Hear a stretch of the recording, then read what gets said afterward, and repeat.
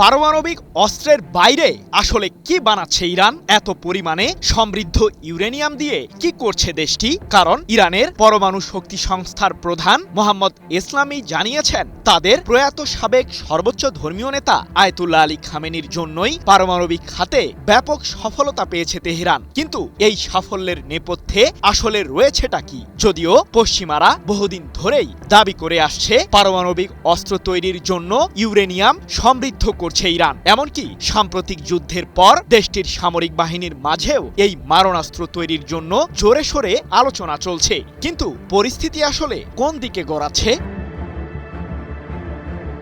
যুক্তরাষ্ট্র ও ইসরায়েলের মতো শত্রুদের বারবার আগ্রাসনের মুখেও ঘুরে দাঁড়িয়েছে ইরান। কোনো মতেই ইহুদিবাদীদের সামনে মাথা নত করেনি তেহরান। সাম্প্রতিক যুদ্ধের মাধ্যমে ইরান জানিয়ে দিয়েছে, সঠিক কৌশল জানা থাকলে যে কোনো লড়াইয়ে বিজয় অর্জন করা সম্ভব। অথচ ইতিহাসের অন্যতম বৃহৎ সামরিক অস্ত্রের সমাবেশ সম্প্রতি মধ্যপ্রাচ্যে ঘটিয়েছিল যুক্তরাষ্ট্র, কিন্তু তাতেও নিজেদের লক্ষ্য অর্জন করতে পারেনি মার্কিন প্রশাসন।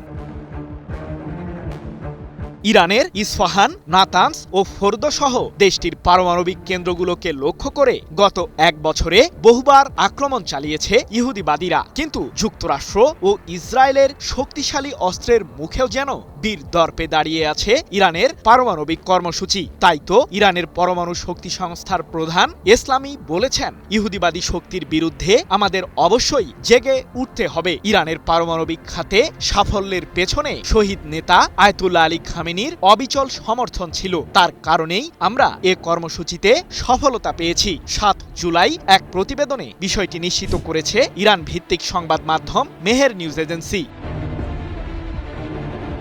জাতিসংঘের পরমাণু পর্যবেক্ষক সংস্থা IAEA এর দাবি, ইরানের কাছে রয়েছে 60%-এরও বেশি মাত্রার সমৃদ্ধ ইউরেনিয়াম, যা 90% মাত্রায় উন্নীত করলে দেশটি কমপক্ষে 10টি পারমাণবিক অস্ত্র তৈরি করতে পারবে। যদিও বর্তমানে ইরানের পারমাণবিক কার্যক্রমে আন্তর্জাতিক এই সংস্থাটির প্রবেশে নিষেধাজ্ঞা থাকায় এখন ঠিক কি অবস্থায় রয়েছে দেশটির এই কর্মসূচি সে বিষয়ে নিশ্চিত করে কিছুই বলতে পারছে না IAEA।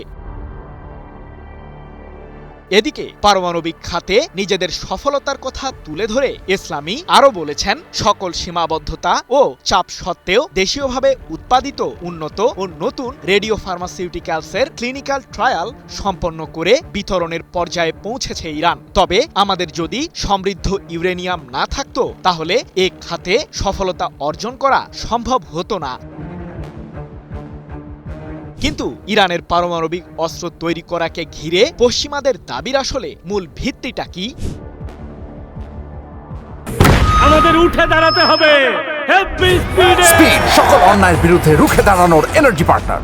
ইরানের সরকার বহু বছর ধরেই জানিয়ে আসছে যে সমৃদ্ধ ইউরেনিয়াম ব্যবহার করে কেবলমাত্র বেসামরিক খাতের উন্নয়ন করছে দেশটি। তবে এখানেই রয়েছে পশ্চিমাদের নানান প্রশ্ন। তাদের অভিযোগ, বেসামরিক খাতের উন্নয়নের জন্য 20%-এর বেশি মাত্রার সমৃদ্ধ ইউরেনিয়ামের কোনো প্রয়োজন নেই। অন্যদিকে ইরানের সর্বোচ্চ প্রতিরক্ষা বাহিনী IRGC সংশ্লিষ্ট সংবাদ মাধ্যম ফার্স নিউজের এক প্রতিবেদনে সম্প্রতি দাবি করা হয়েছে যে ইহুদিবাদীদের আগ্রাসন মোকাবিলায় পারমাণবিক অস্ত্র তৈরির দৌড়ে প্রবেশ করতে পারে তেহরান। বিশ্লেষকরা বলছেন, যুক্তরাষ্ট্র ও ইসরায়েলের যৌথ সাম্প্রতিক হামলায় খামেনি নিহত হওয়ার পর পারমাণবিক ইস্যুতে নিজেদের অবস্থানে পরিবর্তন আনতে পারে ইরান সরকার।